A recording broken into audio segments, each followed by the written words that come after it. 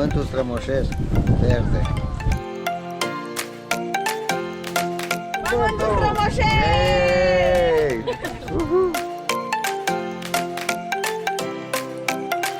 Bine că ați venit. Vrem să plantăm stejar pedunculat și ceva cireș. Cireș de pădure.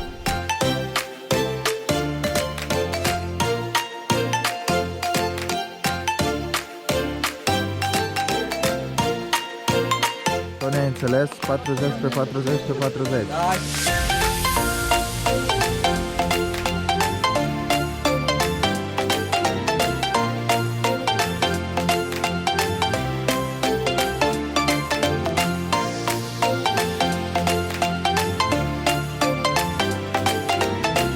Da, facem gropi de 40 pe 40 pe 40 la un metru distanță. E bună? E bună? Perfect, da. Deci avem și verificare de specialitate după am ieșit cu nota 10. Dacă o să ne fim mai longevivi, o să vedem și mai mari. Dacă nu, nepoții noștri o să ne mulțumească.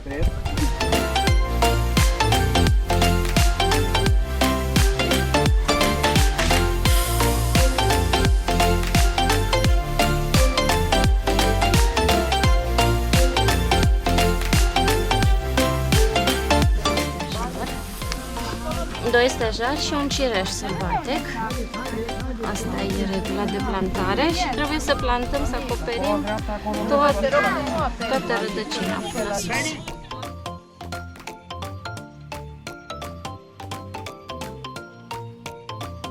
Asta peste 500 de ani va fi un stejar. Se cheamă pe 2 pe 1, deci e mai rară. În general, de obicei se pun la 1,5 ori 1,5 scheme mai dese de împădurire. Nu e ușor, nu e bași o muncă ușoară, dar dacă îți place, faci de drag.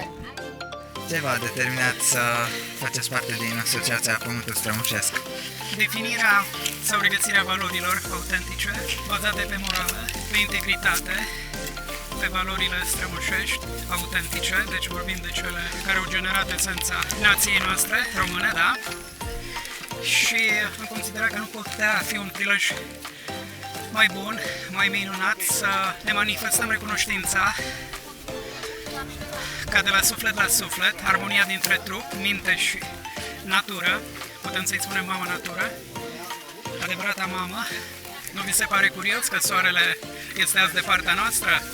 Da. Nu este întâmplător. Chiar ne prețuiește activitatea, da? Ne respectă și ne dă iubire în forma în care noi chiar să renaștem. Voluntariatul e foarte, foarte comun. Toată lumea face câte ceva pentru restul lumii, pentru vecinătate, pentru oraș, pentru ce vreți. E extrem de normală treaba să ajuți să faci. În primul rând, dragostea pentru neam și pentru pământul acesta pe care îl călcăm și care ne-a primit în brațele lui. Și Asociația Pământul Strămoșesc asta face. Promovează valorile, oamenii, pământul, tot ce este românesc și sfânt. Și de asta suntem aici în asociație. Ne aducem și noi așa contribuția, cu mic, cu mare, fiecare cât putem, plantăm pentru o Românie verde. Acum, datoria noastră să plantăm, că dacă nu avem regenerare naturală, cum e acolo pe sus, cum se vede, intervenim cu regenerare artificială. Dar ce te gândești? Mă gândeam cât efort depunem noi să plantăm un copac ca să crească și nici noi sigur că are să supraviețuiască. Și cum natura aruncă o ghindă dintr-un stejar, cade în pământ, singură își face groapa, crește, face rădăcini și ne trezim că ajunge la 500 de ani. Wow! Uimitor. Uimitor.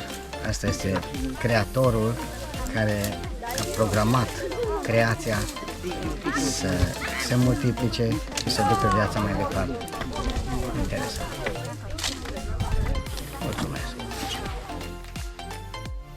Să vedeți aici ghinduța din care a ieșit acest stejar. Sămânța din care crește tot ce-i verde. Dintr-o mică sămânță crește toată natura și ne hrănește pe toți.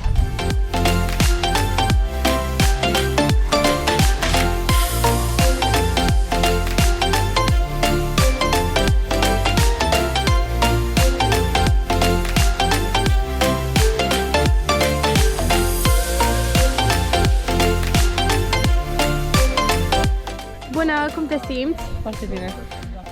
E ok. Foarte bine! Da, multă bună distracție. Da, Adi, ce faci? N-ai obosit? Nu, neobosit. Nu mă las. Îți place natura? Îți place să explorezi? Îmi place foarte mult natura. Am avut și ortaci aici, o mulțime de oameni. Putem spune că s-a făcut treabă frumoasă.